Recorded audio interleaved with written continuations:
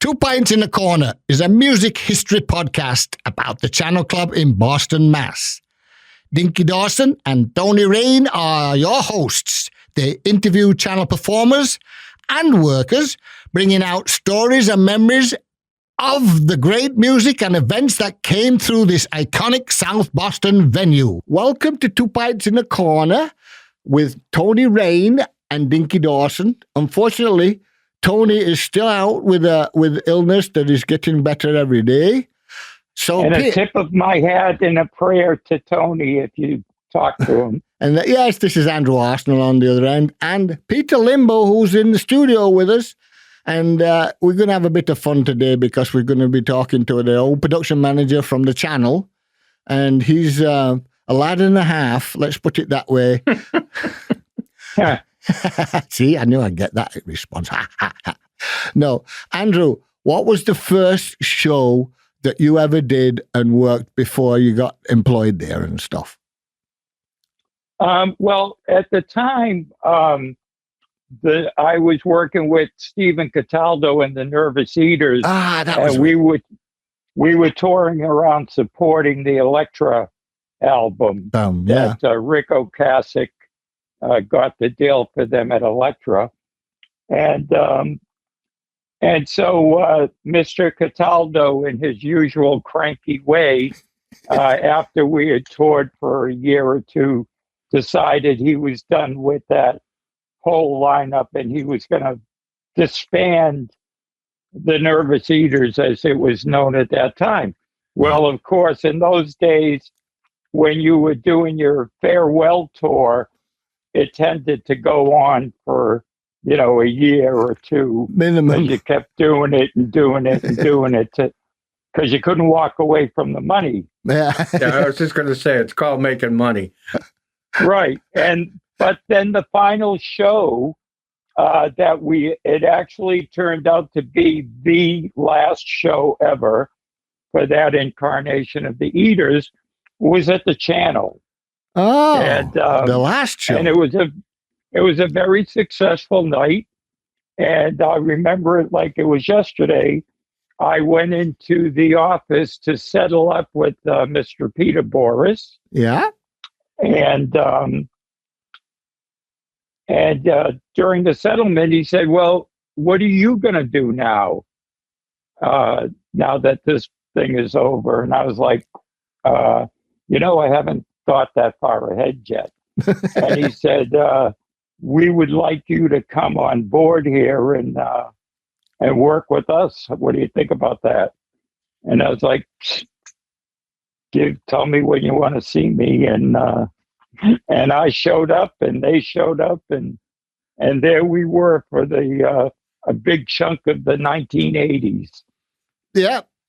Oh, so really you started early time then. Nervous Eaters, that was 81 or 82? The Eaters album came out in like 80 or 81. Yeah. Of course, they had that, Elektra had that producer who had done one David Bowie album, but he could not translate the Eaters, to what they from Rat Records to Elektra. Talk to Loretta was much edgier than what it was on the album, but it still kind of cut through. But the thing for me was, I knew the Eaters from the Rat days. I never knew what a prolific writer Stephen Cataldo was, and that he could write a viable song in any genre of music, And when I got with them, I was just kind of blown away. No, that's great stuff because that happens when Peter had Charlie Farron. He was absolutely blown away what Charlie's done. Yeah, writing and stuff, and that's a good thing because that really gets you interested in what's going on when you get writers and good stuff like that. And if they can perform the actual material, then and Nervous Eaters did. They, I think Peter will bear me out on this because I think we're close in age. I think we've been we've been in this, into the we've been in the same music room many scenes. times. Yeah, but also we've been aware of the music scene goings on for the same amount of time. Yeah, we both started right about the same. I mean, I sort of found the Stompers in '78, and our first album was '83, I guess. We did the local single stuff. So the channel, when the channel first opened, and Mark Giaquinto was the production guy. Oh my God! For some reason, it took a while. I think the better part of a year before I even set foot in that venue. I think because I was out being a production guy and working with Bruce Andor and this band and that band and Warren. I met Warren at Salem State. That's when I met him. He was at the main act, and I was handling a band of guys from Revere. Peter, I'm sure you know the Sash. Oh yeah, brothers, absolutely. Dana Vernon, and then of course Paul Caruso. Yeah, good band. Who left and went to the Atlantics. So it took me the better part of a year before I ever set foot in there. And the first time I ever stood side stage and watched an act, it was Sal. Wow. Oh, no. And it was Sal. It's pretty good. And the stage was so rickety, and I remember this clearly. Sal went off, finished his set, a smoking set, stormed off stage left where the monitor rig was, and the stairs were a series of plastic milk crates. Oh, no. that weren't even secured to each other. Oh, no. And he hit the top step. You must have been there. I was at every Stomper show at the channel. And he went down. He went right down. Oh, no. And, he's not a young man you want to be around when he gets I was just going to say, I'm sure that didn't make him very happy. He was not happy. And it's too bad, too, because he smoked it, And I was well aware of them, but that was the first time I had actually been able to stand there and concentrate on a show. It's a lot of standing. It's probably the better part of 2.5 hours, I'm guessing. It was such an amazing thing for me. I think about a year and a half ago, I went to see the Stompers at Hampton Beach. No, not Hampton Beach, Salisbury. And at the end of the night, he was sitting there signing autographs and what have you. And I was with Joanne Cody. Wow. And so we stopped, and I was just standing back, and he saw Joanne, and, big hugs and greetings and everything. And I wasn't saying anything. And then Joanne said, Sal, look, Andrew's here. And he was like, Andrew's from the channel, and he jumped up. He came over and gave me a big hug. And I love it. That's like a good recognition. You did them well, kiddo. But what I was started to say with Peter, for all the different music scenes we've seen in Boston throughout our careers, that the 80s with, that music scene with the channel and all the bands who reached acclaim with their original stuff. Yeah. And then, like the punk bands and everybody up to, including people like Roy Orbison, Oh my God. He did his second to the last show there. Yes, he did. And I was there. And I was there, I was there with Glenn Danzig. Oh, yeah, that's right. You were out with them. I was on tour with Danzig, that's right. and we happened to be in Boston that weekend. Wow. And I don't know if you guys know this, but Glenn Danzig and Roy Orbison wrote the soundtrack for the Less Than Zero movie. Really? I didn't know that. Yeah. Pretty amazing. And here's the weird thing. Rick, who's the big producer, his last name is escaping me. I'm not sure. There's so many Rick. Anyway, he was producing the soundtrack. Roy Orbison got a writer's block, and Rick was managing. He had Deaf American Records, which Glenn Danzig was one of the big acts. Yeah. And my lawyer was his lawyer, Paul Schindler. and then Rick and Rick Shore had a management company, and they not only was Danzig's record label, they were the management company as well. Oh wow! Okay. I don't know if that was legal, but that's how it was. Paul Schindler being my attorney, when we signed with Boardwalk Records, he was their attorney. And then when I signed on Richie Cordell to produce the record, he was Richie Cordell's lawyer. So we had a three-way partnership, and we all had to sign, non-competition, whatever it was, so we could keep everything nice and neat. But those were the days you could do all that. Today you couldn't do a diddly squat. Not in a heartbeat. Because it's all been exposed, all those backroom deals. But it's not just the backroom deals, Andrew. It's the situation where, we don't want you to play with another artist from a record company. We don't want you to, we want the same people on the same tour from the record companies and this, that, and the other. And it's like, it's just too much. It's not like it was. We could be, you're having a fun with the Nervous Eaters. They had fun with different musicians too, like Rick Berlin people, and they would also play with them.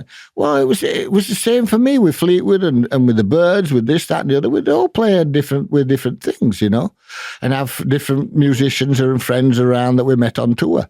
But today, you just can't do it. Just going back to your Nervous Eaters, I think it was June 13th, 1981 was the last show you did, because in 81 you did every month of June, except that was the last one. And stuff. Wow. And I'm saying, that was interesting. But that feels exactly right of when that all went down. So you were talking of that time period, which is time period. I have no idea. I was out with mamas and papas then, so I had no idea what was what. But except I used to come there to the channel when it first opened to see a South Shore band that I was running around with, because I just used to enjoy the company of them people. And that. Who was that? State of Mind. Oh, okay.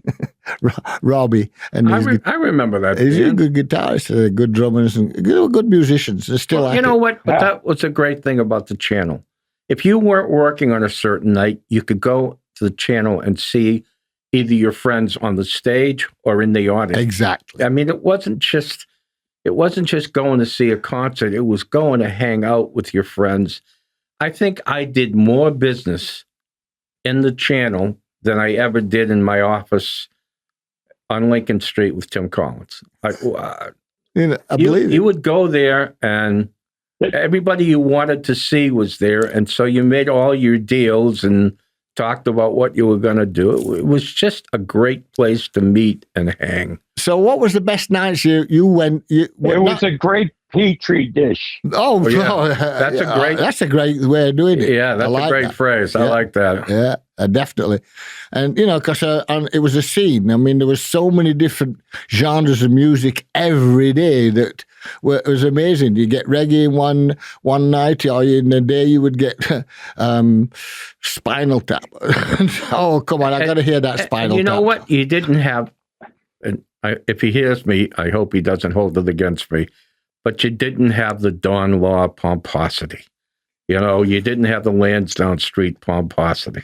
It was just fun. It was fun. It was the only place in town that was really fun. Really fun. You still got the Rat that was fun up to a point but it was just, I can't even believe it. Except if you had to go to the bathroom. Yeah, that's the difference. or if you had an aversion to rats. Oh, yeah. But you know what you were just saying about Dawn Law? Name me another, besides Frank Russo in Providence, but name me another concert organization and another booking agent like Mr. Warren Scott who succeeded in getting new important music, to put on your stage. Oh, you know what? Dawn Law, Don and I, did not get it. Don and I got along great. He called me one day, asked me if there was anybody in my office, and I was like, no, of course there were, but I didn't tell him that. I just told everybody to shut up. And at that point, he said, I'm going to have the Stompers open for the Rolling Stones. I'm like, what? If word gets out, it's a surprise Stone show. It can't happen. So it turned out some clown from WBZ TV crashed through a door at the City Hall meeting, and he blew the story up over the air, and they canceled the show. Yeah. And then the show didn't even happen. It went out to Worcester, to Sir Morgan's Cove, just to get out of Boston. Right. So Andrew, we got a question. I was talking to Warren the other day. We're going to talk again now in a few weeks here on a Wednesday. He was talking about his Divine show. Do you remember? Oh my God! Do you remember the date of that or the year or whatever? Yeah, I don't remember the dates, but I'll tell you what. Like Spinal Tap, and like the Divine show.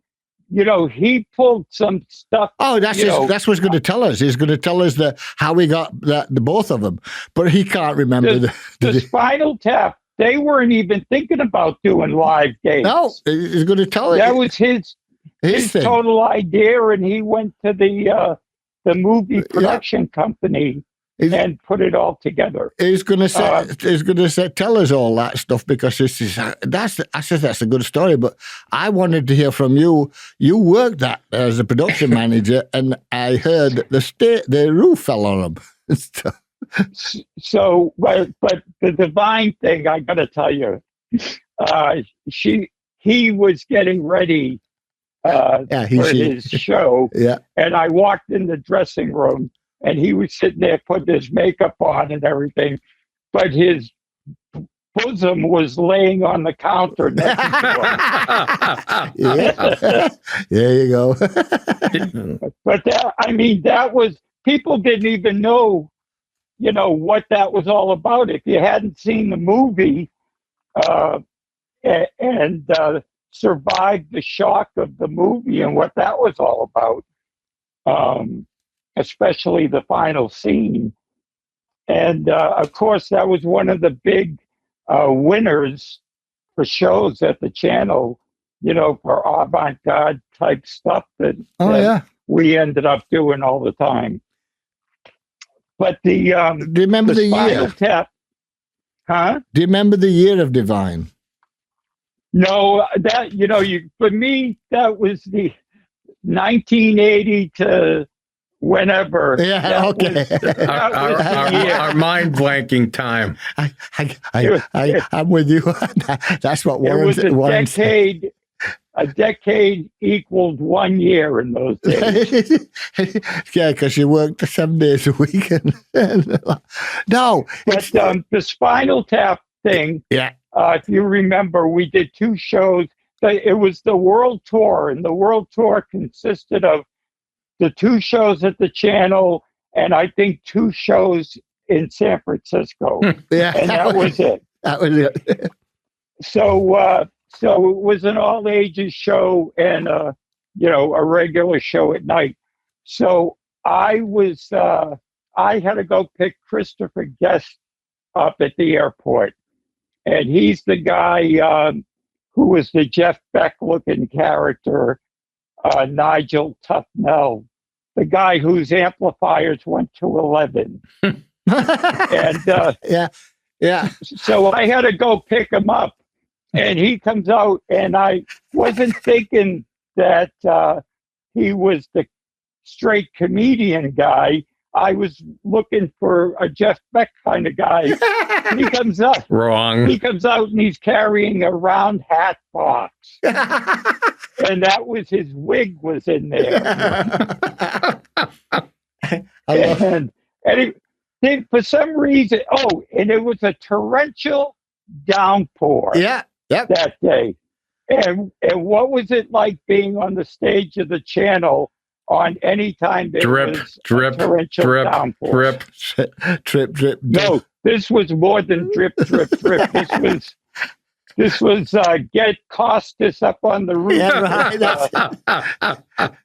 with tar and whatever. But anyway, so he all the way to the channel, he's pissing and moaning about this and that. I don't know.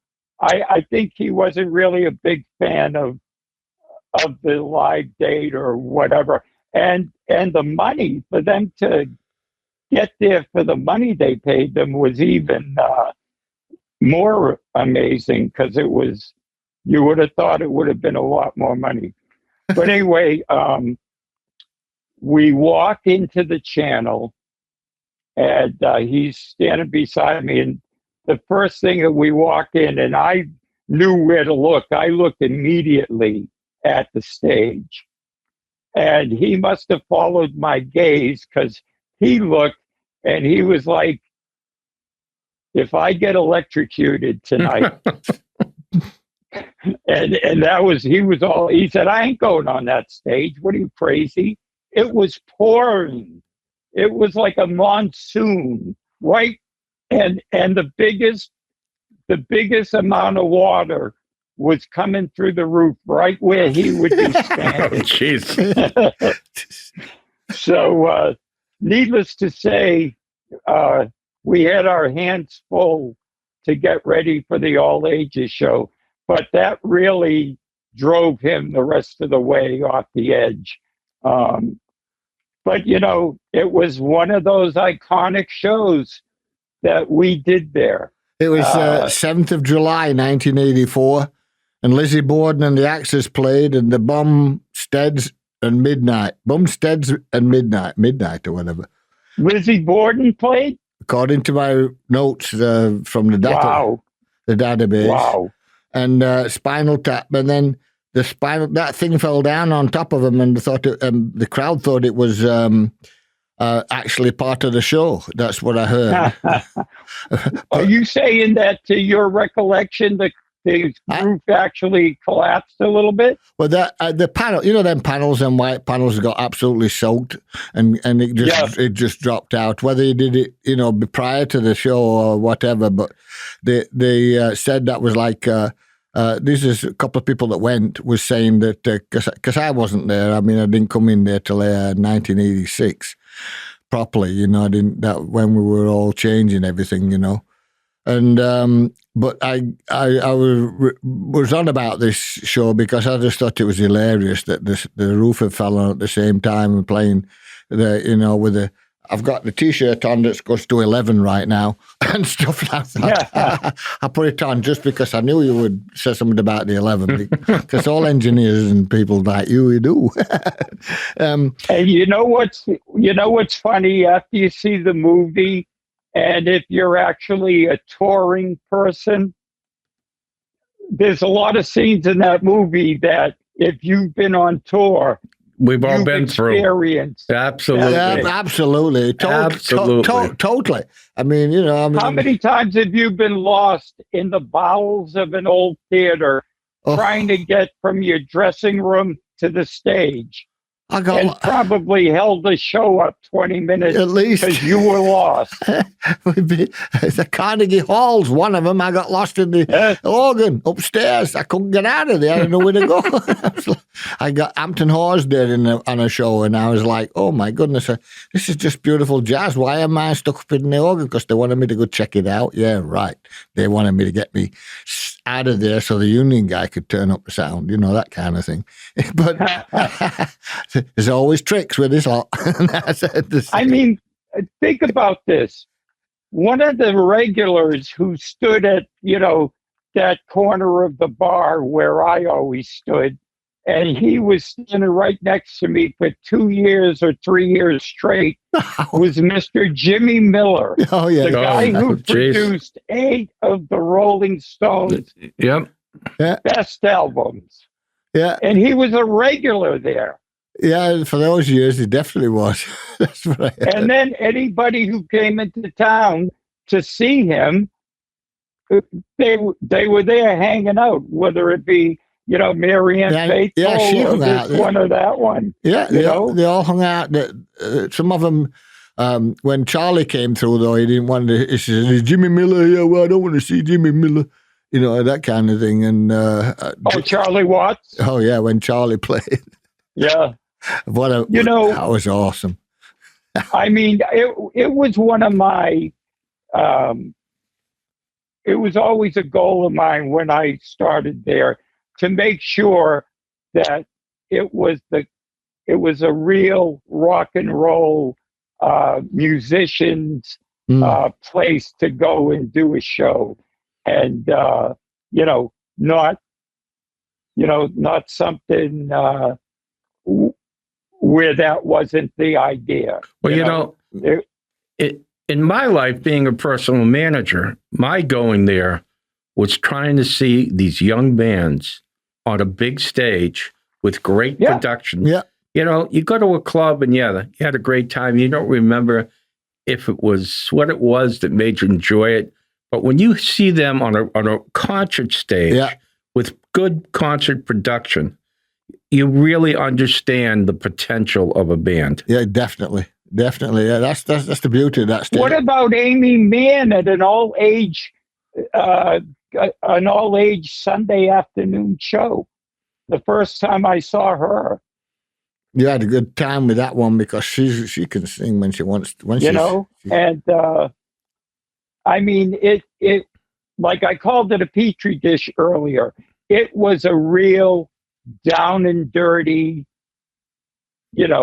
concert venue, and everybody involved there, you, Dinky, Peter, guys like you, it was all a spice to the pieces of pie that made that place the way it was, made it where, Greg Allman, anytime he was coming in, he was always there a night or two early just to hang out.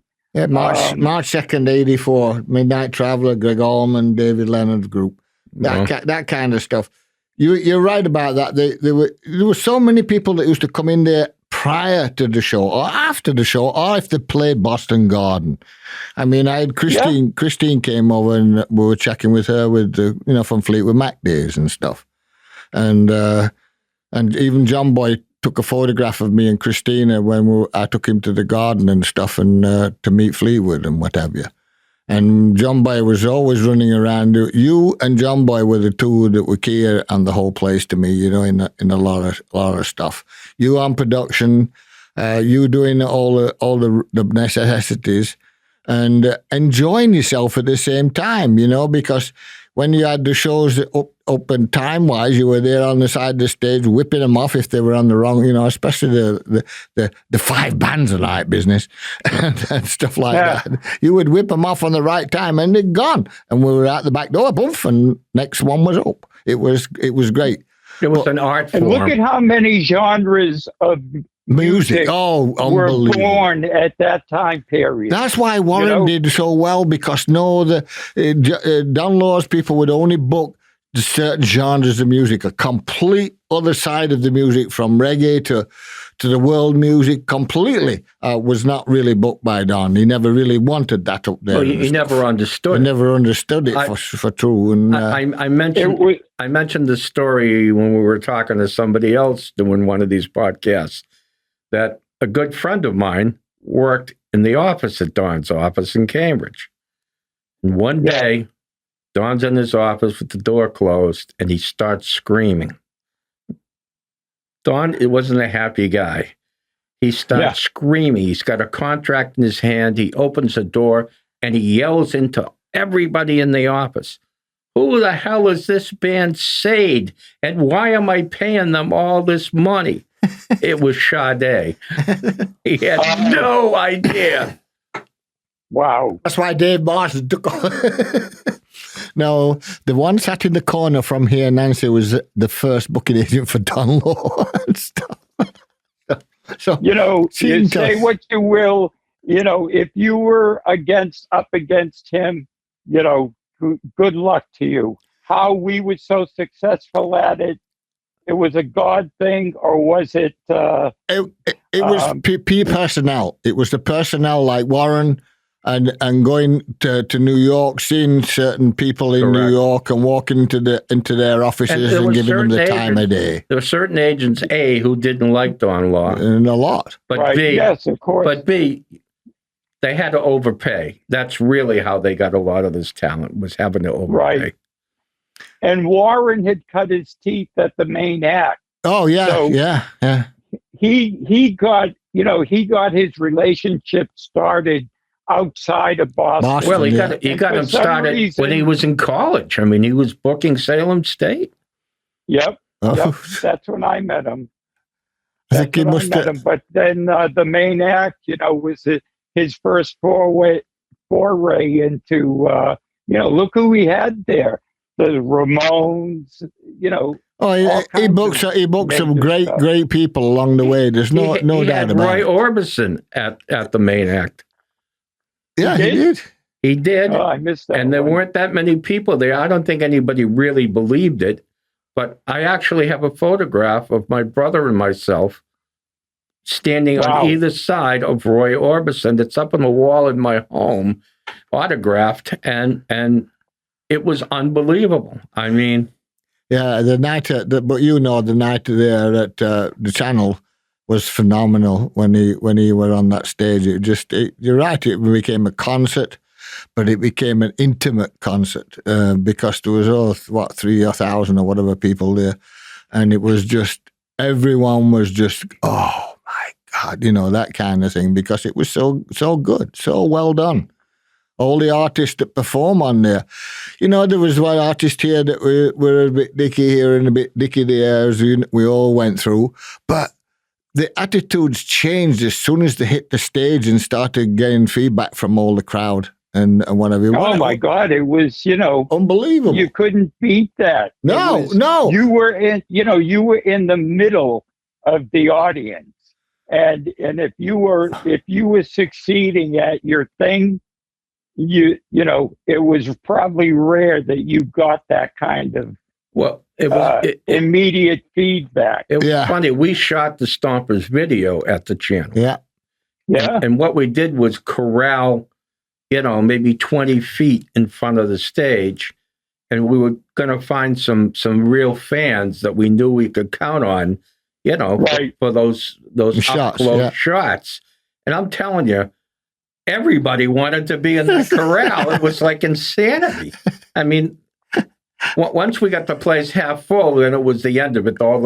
Everything came down, and everybody just rushed the stage. And I got a good question on a different thing. Were you there and helping when Spencer for Hire was in there? Yes, I was. I was there every day for that. So, do you have a good time with the Spencer people?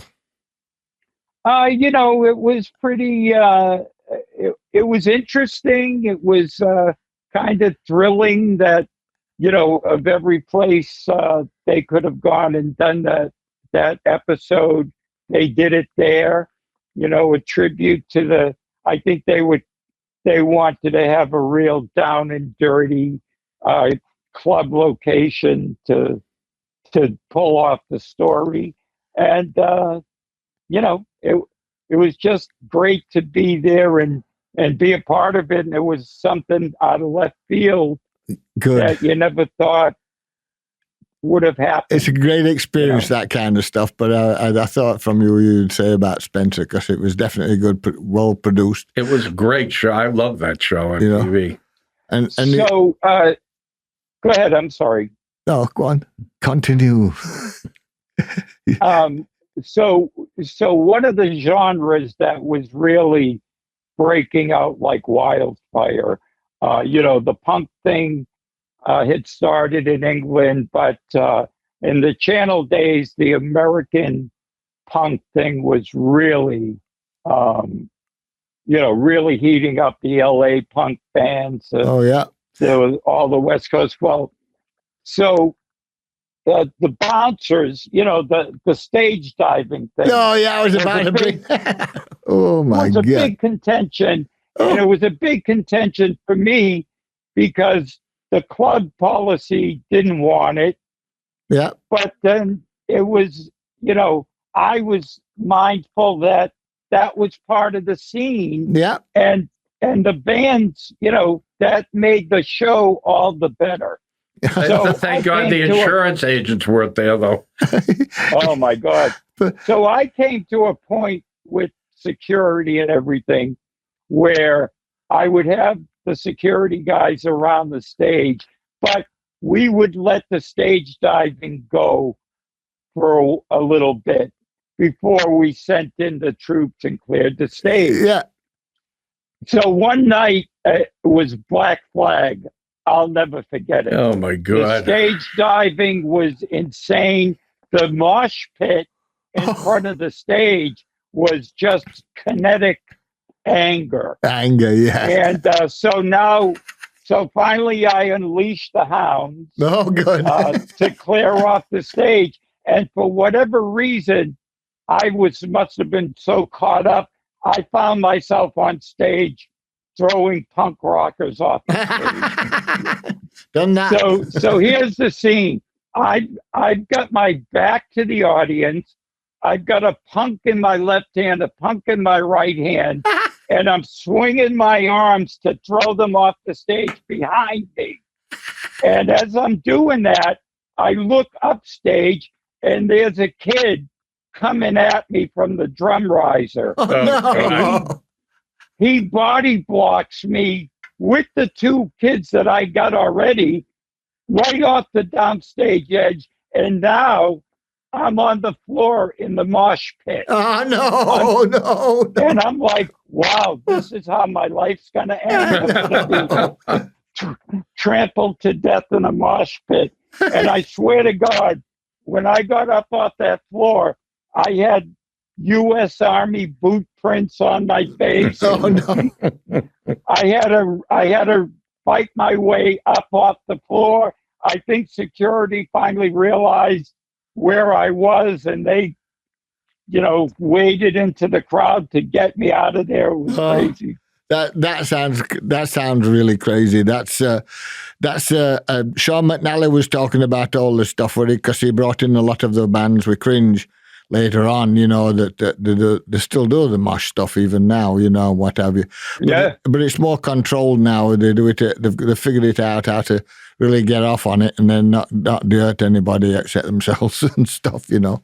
I mean, the mosh pits were outrageous in those days. Oh, they were. I did Butthole Surfers, and I think I talked about this on a previous podcast, and. Yeah, Gibby set fire to the damn cymbal with lighter fluid, hit the cymbal with a stick and lighter fluids all over the stage. I whipped his ass right out that back door with his amplifier and him in the guitar. Oh, right. I remember you saying that. Yeah. It's just that kind of stuff is shit because 3 weeks later or 2 weeks later, the thing happened down in Rhode Island. We'd already taken all that Spinal Tap, as I call it, roof down, and Costa went up there and painted more tar on there and covered the whole roof, and it stopped it all leaking. But the false roof is because the punkers were hanging out on the top of the frames up there, swinging around. Yeah. I'm sure you had the same thing when they possibly could to swing up there and do the mosh pit thing, you know. So well, they would come in the afternoon. Yeah. Before sound check, and they'd hide up in the drop ceiling. That's exactly it's insane stuff, you know. And Walter, the drummer for what's that punk band with Chris? He was a drummer for the Eaters for a while. Oh, too. With Chris Gustafson, Walter Gustafson. He stole the one night the sink in the holding room that we would put ice and beer in. Yeah, I walked in before their show to make sure they had some beer and stuff, and that sink was gone. No. And Walter, because they had drank all the beer, and Walter was pissed off, he hid the sink above the drop ceiling.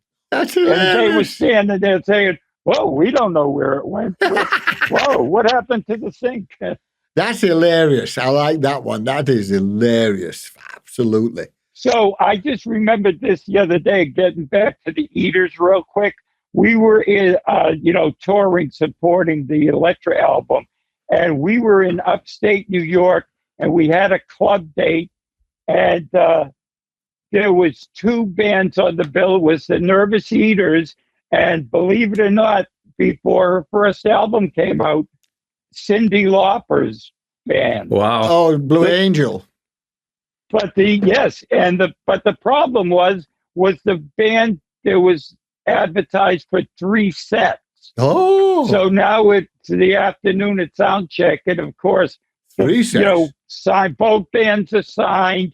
Who's going to do both, 2 sets instead of 1? And nobody wanted it, was going to do it. And I said, well, let's do this.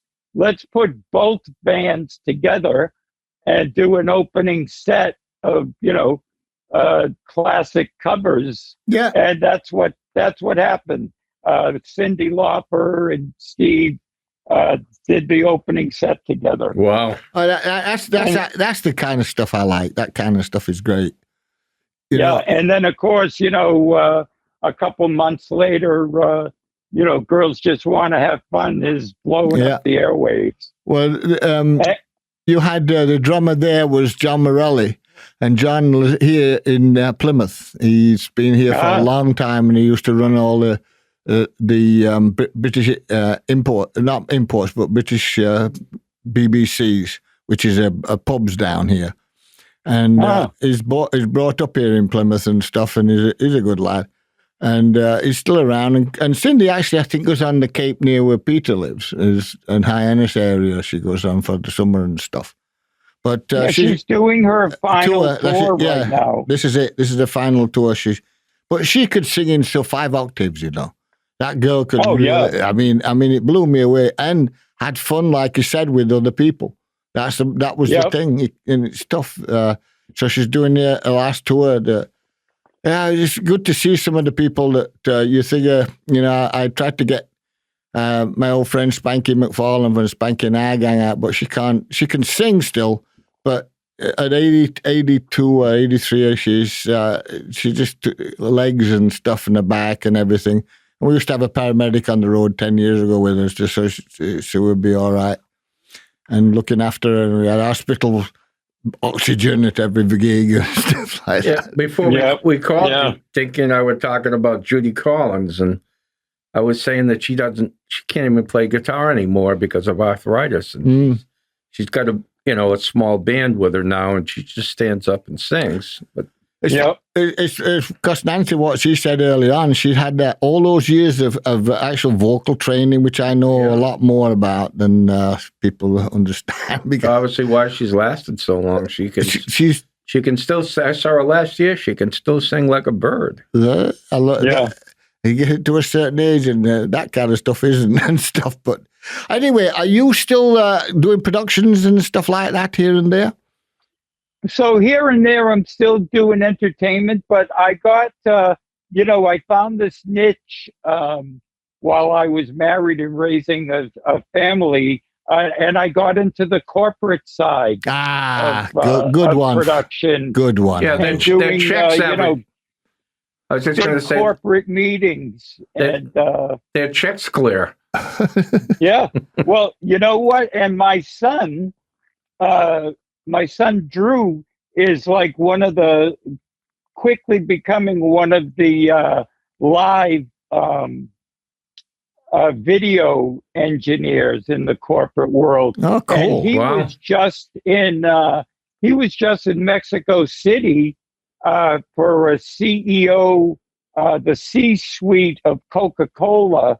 It was a big secret meeting in Mexico City 2 weeks ago, and he was the disguise operator. Disguise is a video server system, and my son is a maniac. When he takes on a project, he finds out things that a product can do that even the creators of the product didn't realize. That's cool. Their product could do that. So it's like Dad. Chip off the old block. Chip off the old one, you know? Well, yeah. And you know, it's funny. His mother used to say to me, he'll never go. I don't ever want you telling him to go into that business, because, you know, I'd leave for work on the morning of March 1st and get home April 27th, you know. That's how intense your schedule gets for that. Wow. You're on the corporate side of things. It's like, you know, it's heavy as touring, but you don't go anywhere. Yeah, you live in the suburbs of Boston, and then you're at every convention venue in Boston that has a big event going on. I like this. That's the way to do it. I have a lot of roadies that were out with me. Chris Adamson, who's been out with the big boys, that's all he's doing right now is just big corporate gigs and stuff like that. His days of running around the world is sort of numbered, even though he was out with Metallica last year and stuff like that. Because he had the English guys from Sheffield and with the drummer with the one arm. I forget his name now. But anyway, the bottom line is... I'm actually blessed that the crew of people that I have, we're the favorites at Fenway Park. And they do a lot. You wouldn't think about this, but they do a lot of corporate meetings and events at Fenway Park. Oh, is that is that Michael McLaughlin? No. Oh, he does. That's different. It's a company out of North Carolina called Herein Global Productions. They're the in-house production company, and the people that they hire to run that operation are Boston AV guys that I've known for decades, and so they come to me for specific audio engineers and video engineers and all that. Perfect. Now you got that sorted. That's good. Yeah. Anyway, kiddo, we're going to have to call it today, but there's a possibility that we may have you again when Warren's here. When he's talking, and that's going to be April 15th. We're going to have a chat with Warren. And Peter can't wait for that one either. I just hope he leaves some of the stories out. That's all. So then, oh yeah. No, we don't need all that. We need the ones these stories that Andrew just told are fantastic. Yeah, because they're so great, good, man. I mean, that's your life, and it's good life and stuff too. So I got the only channel swag I have is a little black button that lives on this great leather jacket that I got in London, and it's just black and white. It says the channel. I got one. It's just a little bit bigger than a quarter. Yeah, I got one. I got one too. Yeah, and you'd be amazed that, you walk into the men's room and all of a sudden there's people, the best place, with me, time of my life and everything. And it's really interesting because I've got a jacket that I've got the channel on there and embroidery and stuff, and because I own the trademark, I decided to spend a lot of money on this, that, and the other. So I'm walking around, and every time we go like the BJ's or somewhere, all of a sudden, I went there, that was fantastic. Can I tell you? So my oncology doctor brings me over to another oncology doctor in Plymouth here. He was a drummer for the number one group out of Rhode Island that played the channel. No kidding. I started laughing. There you go. Started laughing. Anyway, I gotta call it off of this one now, and it's all right, boys. It was great to talk to you. Same here, Andrew. Cruise down memory lane with you two. You sound great. And, anytime you want to talk, let me know. Yeah, we'll chat when Warren's here, because that'll be great. That'll be two of you guys having some fun, So, I'll be around. Okay, definitely. 2 Pints in the Corner, check it out this week with Andrew Arsenal and Peter Limbo. And thank you to all involved, Chris in the engineering department, and let's have a good one. Signing out. God bless. There we go. God bless. Thank you, Andrew. See you, Andrew. Thank you. Take care, Peter. See you, brother. Yeah. Bye-bye.